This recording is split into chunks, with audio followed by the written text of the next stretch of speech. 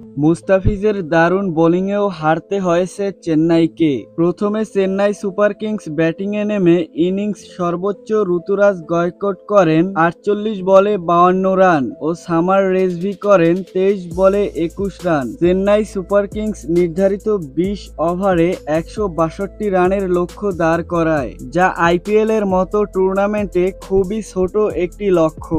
১৬২ রানের জবাবে পাঞ্জাব কিংস ব্যাটিংয়ে নেমে জনি ব্যারস্টোর ৩০ বলে ৪৬ রান, রেইলি রোসোর ২৩ বলে ৪৩ রানে পাঞ্জাব পৌঁছে যায় জয়ের বন্দরে। পাঞ্জাবের জয় নিশ্চিত করেন শশাঙ্ক সিং ও স্যাম কারান। শশাঙ্ক সিং করেন ২৬ বলে ২৫ রান ও স্যাম কারান ২০ বলে ২৬ রান। তবে এদিন দারুণ বোলিং করেছেন মুস্তাফিজুর রহমান।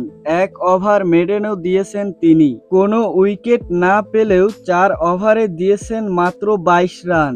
২০২৪ আইপিএলে এটি মুস্তাফিজের শেষ ম্যাচ, কেননা মুস্তাফিজকে ২ মে পর্যন্ত এনওসি দিয়েছে বিসিবি।